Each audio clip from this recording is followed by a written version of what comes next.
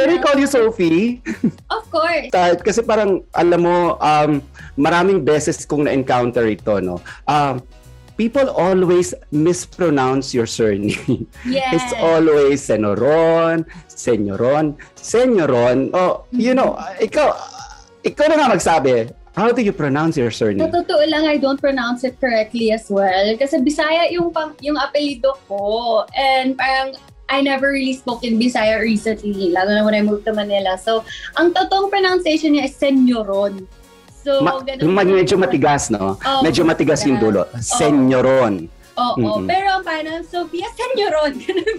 Oo, ganun. Oo. Talaga namin. Lalo na when I was born kasi in the States. So, yung birth certificate ko, walang rolling R at walang N. Oo, so, walang N. Pinanak ako sa States, iniba yung apelido ko, Senoron.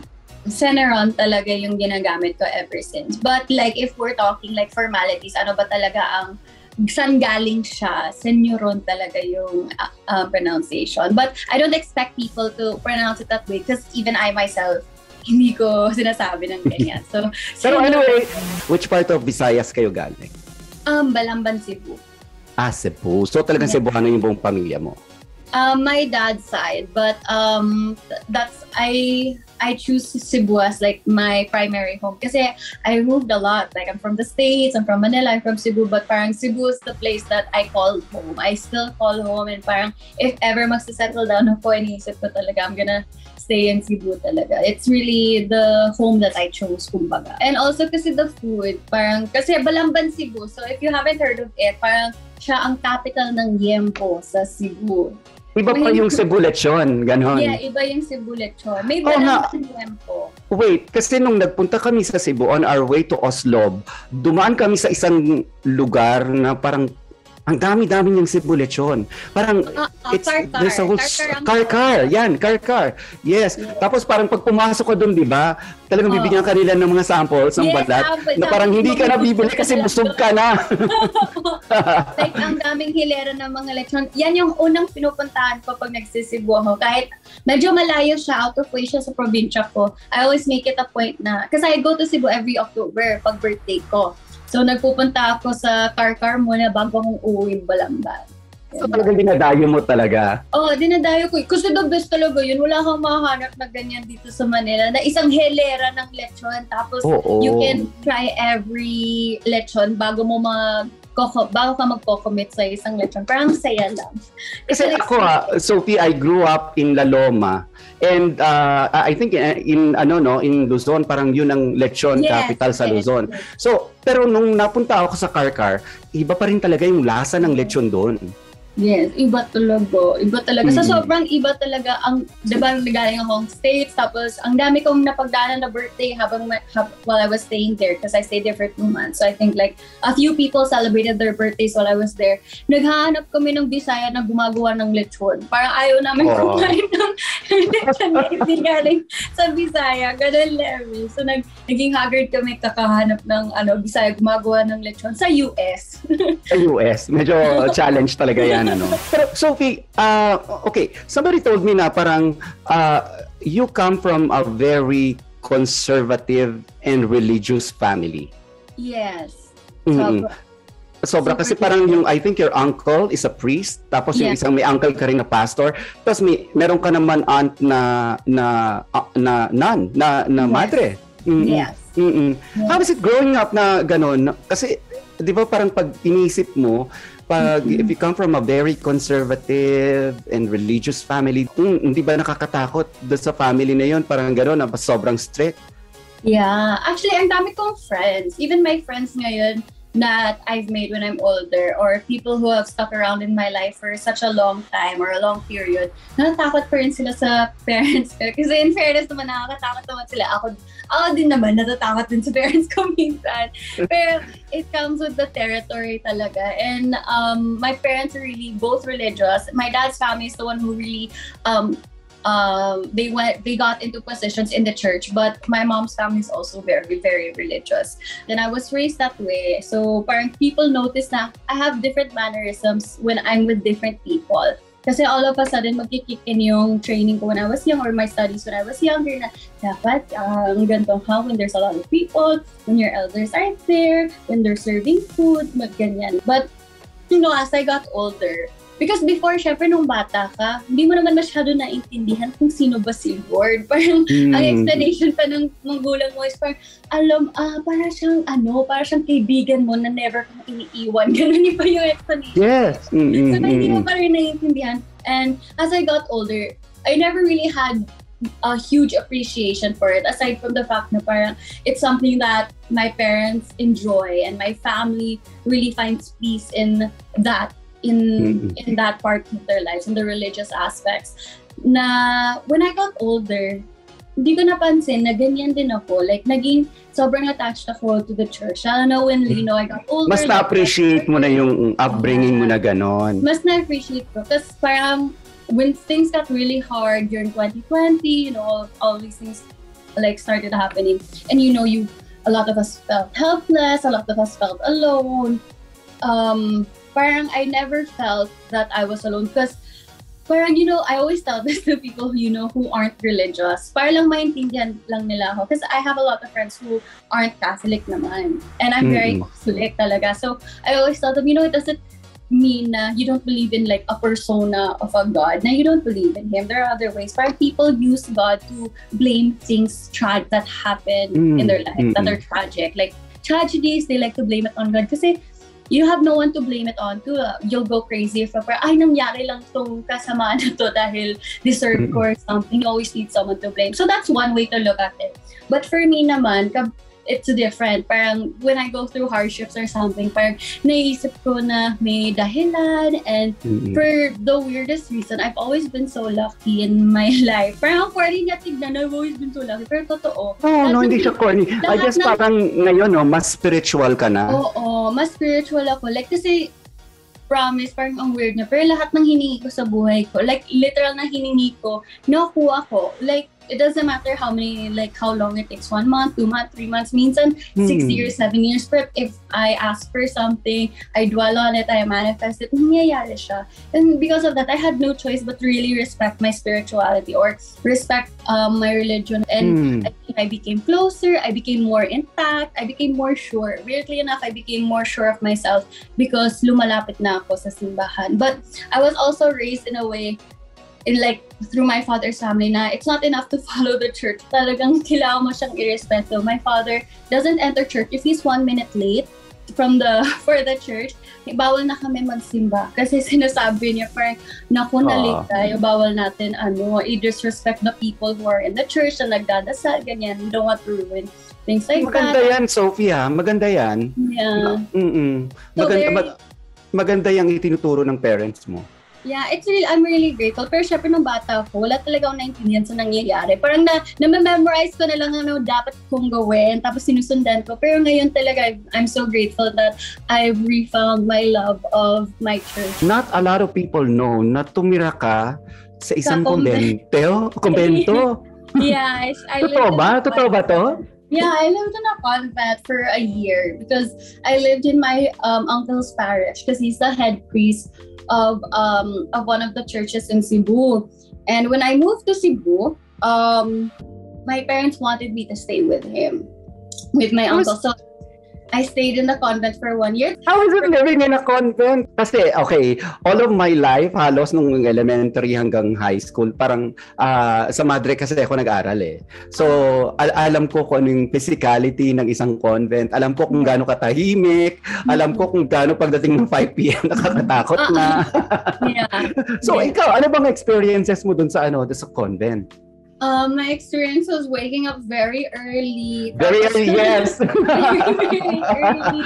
Basta hindi naman natutulog ng maaga. Basta very early ako nag-wake up kasi our first mass was at 5 a.m. So 4 a.m. pa lang nagpa-practice sa Hopper Choir because while I was living in the convent, I volunteered to be in the choir. Then to get close into the people that I'm living with, diba? So to become close to them, I would volunteer at the church, and my way of doing it was through joining the choir. So, ang aga talaga ng gising. But I also lived with my grandfather who was also living in the convent. He was the only one na parang wala namang position sa church na makakasama ko.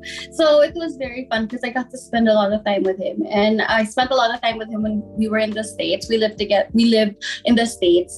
But when I moved to Cebu, parang siya din yung nakasama ko. So there's a sort of familiarity. But in terms of the church, like what I have to go through, parang natutunan ko paano mag-Bisaya dahil doon. Kasi 4 a.m. pa lang, nakikinig na ako sa gospel in Bisaya. Tapos umaabot na ako ng ganyan until like 7 p.m.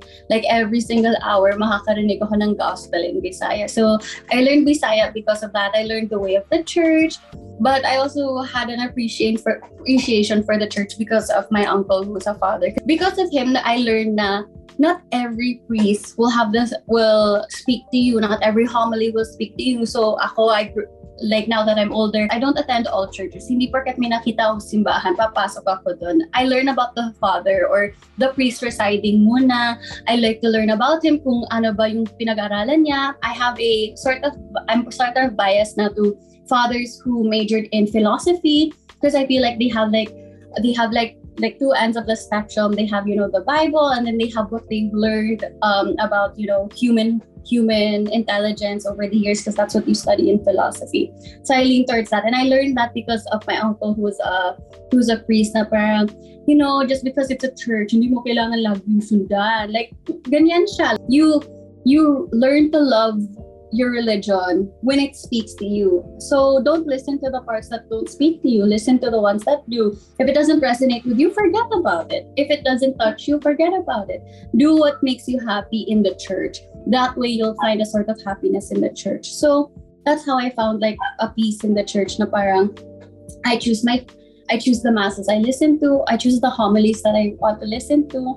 And because of that, I've created a greater connection, because I've created a connection with churches that really speak to me, or churches that hold value in my life. Parang nung sinabi mo lang, doon ko lang na-realize, oo nga, kasi parang as young people, parang kailangan makinig tayo sa pare, kahit anong sabihin ng pare. Pero actually, hindi naman pala dapat, like what you said, if it doesn't resonate to you, if it doesn't touch you, parang you can just move on, and then probably you will find another priest or pastor or minister who can really touch your heart and your spirituality. Ang galing.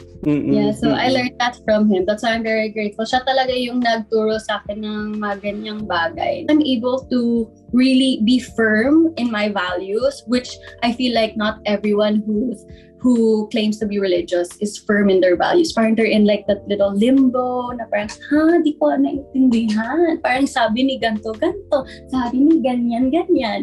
So it's very important to be firm with your values. And dahil nga I'm very firm. Like I know where I stand with the church. I know where I stand personally in my life. Ganon. It's so refreshing, hearing it from a 21-year-old religious Catholic girl na, to speak about that. Kasi di ba parang I've met a lot of people your age na sobrang ideal, na minsan yung mindset nila is parang masyado nang mahirap maabot. Pero I guess you're more realistic. Yeah, parang yun nga. I'm a very sure person. Like ako, I think over the years I've gained so much strength in my values, in my virtues, na parang I'm such a sure person. Kaya nga daw nakakatakot ako kausapin or to befriend, kasi I'm so sure na kahit mali ako, kahit tama kayo, parang kaya kong aminin na mali or tama ako. Pero hindi ibig sabihin na babaguhin ko yung kung saan puso ko. Pero maintindihan kita kahit kung ano sa tingin mo tama. Parang it's easier for me to let go of things that I can't control, because I know to myself na parang these are the things that I believe in. But I'm still gonna support you wherever you are. Sophie, sinabi mo na only child ka lang, and yung parang yung upbringing mo nga is parang not so ordinary kasi lumaki ka nga sa kumbento, no? Nagkaroon ka ba in any way ng any insecurities? Yeah, ang dami kong insecurities. Kasi unang-una sa lahat, sobrang strict ng parents ko. Bawal ako lumabas, bawal ako magsalita ng a certain way. I'm not allowed to like act a certain way. I wasn't allowed to do a lot of things. My movements were very restricted from an early point in life. And because of that, I thought na nag-stunt yung growth ko. So I thought that people in my batch were ahead of me because, they were able to experience more things at a time where I had no experience, or in things that I had no experience in. They were able to make more friends. Whereas ako, ang pwede ko lang ikaibigan is yung mga gusto din ng magulang ko, ganun level.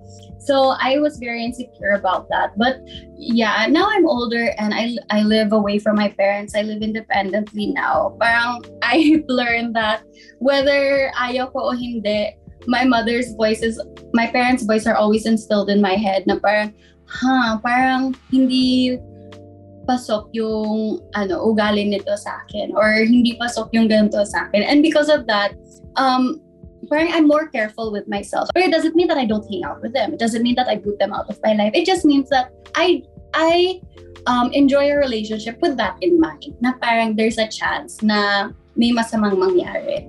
But I'm not going to judge you based off that. But in terms of insecurity, I let that go like a long time ago. Ngayon, I'm 100% okay with myself and how I was brought up. So the way I see it, no, yung mga insecurities mo, na-transpose mo into being your strengths. Yeah, of course. I think that's the only way to go about life, is to like really transpose your insecurities to your strengths. Like, or even if it's not your strengths, just being able to call out your insecurities head on. Na parang, I'm not good at this. People respect that eh. Like if you're able to say, I am not good at this, I'm so sorry, pwede pagpasensyahan mo ako, they respect that. I've learned that, people are a lot kinder than how we envision them in our minds. Kasi we're too afraid to like jump head on with them. So I've learned that if you're open about your insecurities, people will be kinder to you. And I've learned that a lot. Lalo nung NCAA, sinasabi ko talaga sa mga ini-interview ko, oh my God, I'm so sorry. I'm not yet so confident with what I'm doing right now. Can you help me out? Kasi nakikita ko, nagiging friends ko nga sila after eh. Yung mga na-interview ko for NCAA, naging real life friends ko sila. Kasi they help me out. Like, if may makita na wala na akong matanong next, maybe papasok sila na next. Parang, wala lang. If you open yourself up to receiving help, you'll be able to get it one way or another. I'll digress a little bit, Sophia, no? Nabully ka na ba ever in your life? Oh, yeah. I went through a lot of bullying when I was younger. Lalo na Why? Because isipin mo, alam ko, napapansin nyo ngayon pa lang na ang arte ko magsalita. Pero nung kakarating ko pa lang dito, mas maarte ako magsalita. Ibang level talaga. Grabe. Grabe talaga. Ako din naman, pag napapanood ko mga videos ko nung 2015, nung bagong lipat pa lang ako dito, tapos narinig ko po, so gusto ko din i-bully yung sarili ko. Napaka-arte ko. As in, hindi na nasa tamang lugar. So, ano nila sa'yo when they bully you? They would tell me na parang ang arte-arte ko, di naman ako ganun kaganda. Ang arte-arte ko, parang di naman ako ganun kayaman. To your face? Yeah, ganon? of course. Pero talaga? Yeah, I would receive a lot of things like that. I think it's because, yun nga, people thought of me differently dahil ang arte ko nga magsalita. And medyo maarte nga ako. Like, aaminin ko na medyo may pagka-arte, medyo may pagka, magka-diva ng onte. Kasi parang, yun nga, I'm very sure of myself. So, that's you di ba? Parang... It comes with the territory. So, a lot of people aren't accustomed to a woman with that integrity. And because of it, parang nagiging second nature sa kanila to push it down because it's unfamiliar. That's just something that I've learned recently. But before, syempre nakakasakit yun. Ang hirap ko. Like, it was very hard for me to make friends in college, in high school. It was very hard for me to make friends because I was constantly being made fun of because of the way I speak, the way I talk. Yung mga things na alam ko at hindi ko alam dahil hindi ako lumaki dito. So, things like that. Nakaranas ka rin ng mga you cannot sit with us moment? Oo naman. Marami. A lot of times. Honestly, it's just second nature. I think because I've gone through it a lot of times, it no longer hurts me now when people don't like me. Na parang like, hindi ka lang, like they don't like me lang talaga, or they feel na hindi magka-jive yung personality namin dahil nga pinagdaanan ko na yung college and high school. I don't take it personally anymore. Parang it's their personal preference. Sino ba naman ako para mamilit, di ba? Even in the US, nabubuli ka rin doon. Of course, you're Asian. Yeah, I'm Asian, and the weirdest thing, honestly, I truly 100% can't understand. Kasi when I'm here in the Philippines, people are always saying, oh my God, napaka-kanok mo magsalita, napaka-Western, napaka-American. Pag nasa America ako, lahat ng friends ko na Filipino din, they're always like, oh, grabe, you're like so Filipino. Parang ako yung pinaka like, sa culture ng Filipino. Well, kasi my parents didn't speak English before that well. So talagang kinapost nila ng Tagalog. Hindi lang ako magaling mag-Tagalog. But they really spoke to me in Tagalog. So may words na ginagamit ko na hindi ko naman pala alam na hindi maintindihan ng ibang tao kasi ibang lengguwahe na yan. Like kunyari yung tank top. Sinasabi, I don't say tank top, I say sando. Yung pamunas, lagi ako may pamunas sa likod ko pag nagpipi ako, tapos tinatawanan ako mga tao, hello, why does she have like a towel in her back? Is it because you smell bad? Like they say things like that. Why do I wear a sando? Stuff like, ano pa yung mga, yung salon pass, yung Vicks na ganyan. Oh my God, why does she smell like that? Is she using that because she smells bad? Like things like that na, porket hindi nila naiintindihan, kailangan nila i-bring down. There's a lot of things like that dahil nga I'm Asian, so I'm Filipino, and there's not a lot of Filipinos back then, so they would make fun of me because they don't understand. 2018 was one of your biggest years. A turning point talaga itong year na to para sa'yo. Paano ka napasok sa pageant? Naku, hindi ko rin alam. That's one of the questions na nahihirapan talaga ako isagot. Kasi hindi ko alam paano ako napunta doon. I did Miss San Beda for my school. I did a campus pageant because naisama lang yung pangalan ko. Parang pinagtitripan lang ako ng mga tao. Tapos sinama nila pangalan ko sa Miss San Beda. So tinuloy ko na lang din. And then Miss World Philippines. Nanalo ka doon? Yeah, nanalo ako doon. Akalain mo, no? Pinagtripan ka lang, tapos nanalo ka pa. Oo, nanalo naman ako. And do you think it pretty much started that streak for you?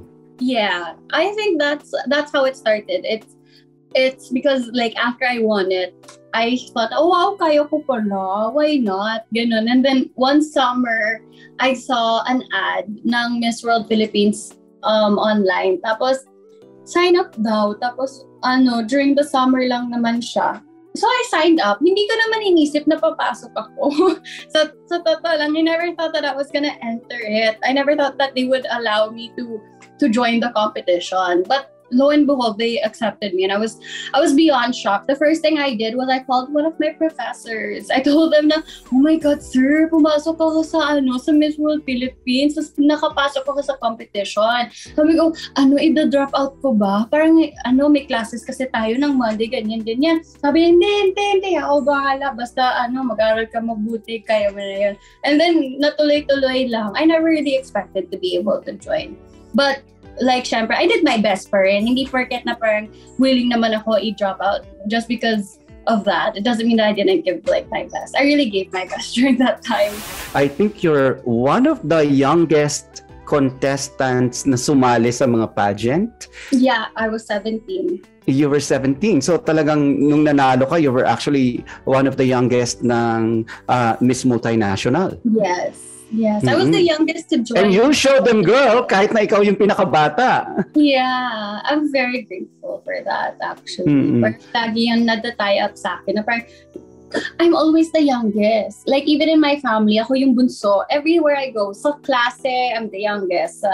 Sa school, kahit anumang year, I'm the youngest. In beauty pageants, I'm the youngest. Minsan, usually in most of my projects, I'm the youngest. So, na-experience ko na siya, nakasanayan ko na siya na binibaby ako ng mga tao. Feeling ko kaya akong maarte. Kasi sanay nga ako na binibaby ako lagi ng mga tao na nakakita sa akin. And aside from being the youngest, isa ka sa mga shortest na sumali sa mga pageants. I think you stand 5'4". Yes, I'm 5'4". If I'm correct. See, I'm stalking you. So, naging ano ba yun? Natakot ka ba at first na parang, tatangkad ng mga kalaban ko? Yeah, because when I would see the photos, mukha talaga akong naliligaw na bata. Like, sobrang laki ng height difference and everything. Pero, how I was able to fix that is I stopped looking at group photos and I would look at like individual photos of me lang when I was doing in the pageant. Because I think my insecurities back then stemmed from me looking at other people who don't look like me. Na parang iba yung beauty nila. Iba din yung beauty ko. It's pointless for me to compare myself to people who look nothing like me. Like literally, I look Asian, I'm an Oriental beauty, and people, mestizo, mestiza, iba yung itsura nila. It's pointless to compare myself to them. So I stopped looking at group photos and I focused on like photos that I only see that ako lang kasama, ganyan. And because of that, I was able to think objectively na parang, maganda naman ako. Okay naman yung itsura ko dito, ganon. For somebody as cute as you are, ayaw mo raw nagsusuot ng heels? Yeah, I don't like Totoo ba yun? Yeah, it's true. I hate wearing heels. Everyone I've ever worked with knows that I can't wear heels at all. I can't wear heels for more than 5 minutes. I always have someone who has slippers like next to me so that I can change. Ang sakit. And sa totoo lang, mas naglalakad ako. I walk more feminine if I'm wearing flat shoes. When I wear heels because I'm uncomfortable, I walk like, basta hindi siya maganda. Parang robotic na. Oo, parang robotic. Hindi siya maganda. I feel like I look more feminine because I'm more confident when I'm wearing flat shoes. Yeah. Kasi di ba parang, I think nung sumali ka sa pageants, may mga times na nag-trip ka. Was that because hindi ka sanay mag-heels? Yeah, I don't like wearing heels. That's why I keep tripping. I always trip. Si Martin, my co-host in the NCAA, he knows that. Kasi lagi talaga ako nakakahawak sa kanya or bigla niya lang akong makaka-catch or something because I'm always tripping when I'm wearing heels. Pero given all this, kung mabibigyan ka ulit ng chance, would you compete again sa mga beauty pageant? I always say I would love to compete again, and I think I will compete again if God gives me 4 more inches. Pero yan lang yung requisite ko. If God chooses to give me 4 more inches, go. I will, yung next na mismong pageant, kahit ano man yan, sign me up. But unless God doesn't give me 4 more inches, I'm not gonna join. Pero as you are, kasi di ba parang you're very confident? Yeah. Di ba? Parang, isn't that enough for you? I think it's enough for other people, but for me, I think that I did my part in representing short people, representing young people, and I saw that because after my year of Miss NCAA tuloy, iba naman, Miss World Philippines, ang dami ng bata sumali. There were so many people who were young, who were short, who joined, and they had the utmost confidence, and I would get messages from them, oh yeah, we decided to join because we saw you join last year, tas nakapasok ka, so ganyan. And I think after my year in Miss World Philippines, I did my role and I did my best in creating a safer space for women like me. And because of that, I have no aspiration pa na sumali again. I feel like nagawa ko yung gusto kong gawin. In short, kota ka na. Kota na. Retire. Kasi nanalo ka na, meron ka ng crown, di ba, na naka-display na yung sash mo, na parang pwede mo makita every now and then. Yes, so, that's enough. Yes. Pero yung family mo, Sophie, paano nilang pinake yun? Syempre, di ba, sabi mo nga, you came from a conservative family. Pero syempre, mga pageants, di ba, naka-swimsuit, ganyan. So parang, of course, some people would think na parang pageants would objectify women. Yeah. For my family, I think that it was okay with them because they never thought of it as objectifying women. But that never came to their mind. So it was okay with them. Syempre I think nahirapan yung dad ko most of all na tumanggap na nagpa-pageant ako. Pero he never showed me anything. He never told me that he disapproved, never showed me his disapproval. Parang personal opinion ko lang na feeling ko talaga nahirapan siya tanggapin. But he never showed it to me, so it never affected my performance. And in terms of my mom, parang she was 100% into it. Syempre, as a mom, tapos parang nakikita mo yung anak mo na nag-dress up, ganyan. Like, that's what she was more focused on, na parang nag-enjoy ako. So, they were 100% okay with it. Pero iba pa rin kasi nung inuwi mo na yung corona di ba? Like parang, I'm sure nagbago na yung pananaw ng family mo. Kasi hindi ka lang, kumbaga, pageant contestant. Beauty queen ka na, title holder ka na. Yeah, it was very different for my family. Because, di ba, I competed in India after Miss World Philippines. My entire family went to India to see me in India, to watch Chaperone. me. Yeah, they all came with me to watch me. They were just so excited. Parang it was a new world for all of us. I mean, it's a new world for anyone who enters pageantry. Parang it's not something common na parang nakikita mo yung anak mo nagja-travel, tapos sumasali siya sa mga pageants, ganyan. It was a big deal for everyone. And it was an experience na, luckily enough, I was able to share with them. So they were able to fly to India, experience all of those things. So it was an experience for all of us. It was like a bonding moment din for us. So, Sophie, I'm sure nung sumali ka ng pageants, yun yung first taste mo of bashers, yung mga detractors. Kasi alam naman natin, di ba? Kampo-kampo yan. Like, merong manok si ganito. And then, at saka talagang may siraan na nangyayari. So, how did you take it? Honestly, not very well. During that time, I wasn't really accustomed to that yet. So I really did take it to heart.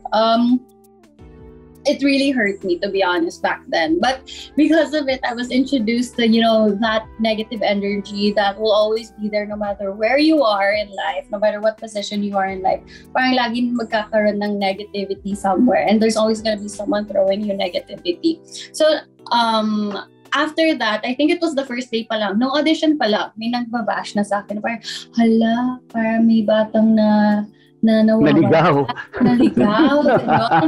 What are you doing here? Tapos yung isa pa doon is parang kinausap yung mom ko. Sabi, why did you let your daughter join? Parang di ka ba naawa? Wala siyang chance dito. Parang may ginagaganon. What? Totoo ba? Yeah, gano'n. And they would like saying things I'm sure na-hurt ang mom mo. Yeah, na-hurt talaga siya. So after nun, talagang pinaglaban niya. Sabi niya, mag-shopping tayo, tapos bibilin kita naman. Ay, Sophie, ganyan mo. Kailangan pakita mo sa kanila. Diba? Nag-change yung perspective. And because of that, yung attitude niya na parang, parang hindi sila naniniwala sa akin, ipapakita ko sa kanila. Parang I adapted it too. Because syempre, I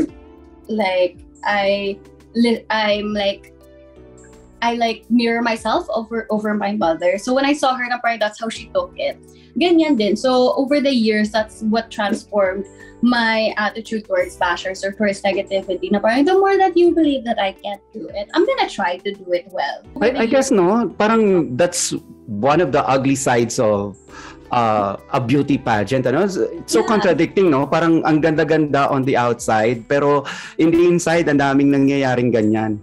Yeah, pero sa totoo lang, sa lahat ng industry, corporate, entertainment, there's always gonna be some form of negativity, whether it be in the form of bashers or people you don't jive with at work. There's always gonna be something like that. So I think all of us come up with a coping mechanism, and our coping mechanism is just parang to prove people wrong. And it doesn't mean to pressure yourself na parang binabash ko, kailangan kong manalo or wala akong mukha may papakita sa kanila. It doesn't work like that.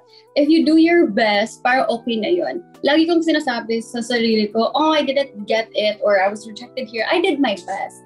So ibig sabihin, well, I can't regret anything kasi I did my best. You should only regret something if you didn't do your best kasi kasalanan mo yun. Pero pag hindi mo na kasalanan kung bakit hindi ka nanalo, hindi mo na kasalanan dahil ginawa mo talaga yung best mo, wala ka nang magawa, move on and then let it go. It won't serve you anything good to dwell on. Okay, let's move on to you being part of Sparkle. How excited are you? I'm very grateful. Lalo na syempre, we're gonna be able to work with Mr. M, with Miss M, and everyone that's part of Sparkle. Be able to work with them is syempre nakaka-excite. And when you're part of the industry, yun lang naman talaga gusto mo, is to have a family na alam mo na maalagaan ka or something like that. So I'm very flattered to be a part of it. And being part of Sparkle, maraming mga facets ng isang artista yung na-explore. And katulad mo nga, yung pagkakasali mo sa NCAA, yung pagiging host mo naman ang talagang binibigyan ng buhay dito. Ano ba to? Mas komportable ka ba as a host? Ako, I always get this question often. Parang, what would you rather choose, acting or hosting? But it's so hard for me to pick. I love them equally as much. I think both of them have given me so many blessings. Both of them have done me well, have served me well. I feel like I've served both of them well, pretty good as well. So parang I can't choose. I can't say I'm more comfortable with one of them. I'm comfortable talaga with both of them. And na-enjoy ko talaga silang parehas. I can't choose talaga. You speak very well, and I think talagang mamaniin mo yung pagiging host. And sana. I think the more challenging part ang kailangan mo talagang pagtuunan ng pansin is yung pagiging artista mo, and kasali ka pa sa yung much anticipated live action series na Voltes 5. Yes. Well, when I auditioned palang for Voltes 5, they already asked me if I had training in sports and stuff like that. And I was part of the PAP squad of my college. So I think they took that into consideration. So right now, what I'm doing is maintenance and conditioning. I want to make sure na when I'm at taping that I'm conditioned to start doing scenes that need a lot of physical training. And lahat ng tao talaga sa cast, alam namin na kailangan talaga namin i-condition yung katawan namin to be able to do scenes. Kasi grabe, ang lala talaga ng production ng Voltes 5. I don't know how to make people understand how big of a production it is. Kasi syempre, GMA makes sure na lahat ng project nila, lalo na pag fantaseries, stuff like that, they give it their 100%. So, ang hirap naman sabihin that they're giving it their 100% din ulit ngayon. Kasi iba talaga, ang laki talaga siyang production. Everyone, and I mean everyone, from the actors to the prod, to the crew, to the cameraman, to the effects, to the art depth, lahat kami pagod at the end of the day. Kasi there's no scene na lahat kami may kailangan iambag at kailangan lahat kami nagbibigay ng 100% para maitawid yung eksena na yun. It's crazy. Sobrang laki yung production. There's so much happening. Like in 5 minutes, ang daming nangyayari. But sana ma-appreciate nila. Kasi yung 5 minutes na yun, parang it took an entire village to take from it. Ang tagal niya. Direct Mark takes so much attention to detail. And that's why it's so great to work with him, kasi you learn a lot about what it takes to make something of this size of a project to really be, quality. Yung taping days mo, ano yung pinaka-challenging doon para sa'yo? Pagkain Bakit? talaga. Bakit? Kasi ako, pag nagte-taping ko, it's my time to shine as a foodie. Parang kailangan ko ng pagkain talaga para to get by. Tapos ako talaga kailangan kung anong ika-crave ko. Kailangan yan yung kakainin. Kumbaga yun ang source of strength mo. Ganyan. Yeah. Nalulungkot ako pag kunyari may naisip akong pagkain kasi hindi ko siya makukuha. Parang may pagka-brat ako doon. Pero kasi I'm so big on food. Like that's really where I get all of my source of my energy. Ano yung mga naging cravings mo na talagang hindi mo makuha during the taping? Yung mga burgers, yung mga yung like orange chicken, beef. Sometimes I crave like a really good salad, some pizza, samgyup. Oh my God, Korean barbecue. Ang hirap nun. Paano kami magpa-Korean barbecue sa lock and taping? Yun na lang. Paano? Tapos hindi ko Korean barbecue. I'm big on like cuisines. Gusto ng Japanese food paminsan-minsan. Oh my God, ang hirap. Struggle talaga siya. Pero alam mo, feeling ko kaya kami naging kaibigan ng mga ibang tao like sa taping, like naging close. Kasi kung nagka-crave ako, nagka-crave din sila. So ang ending, 1 a.m., kumakain pa rin kami. Kung 1 a.m., kumakain pa rin kami together. Ganun. Mentalist? Somehow, no, yung mga pagkain na gusto mong kainin pag natapos ng taping, and then kinain mo ba siya after? Yes. Lahat sila? Yes. Always.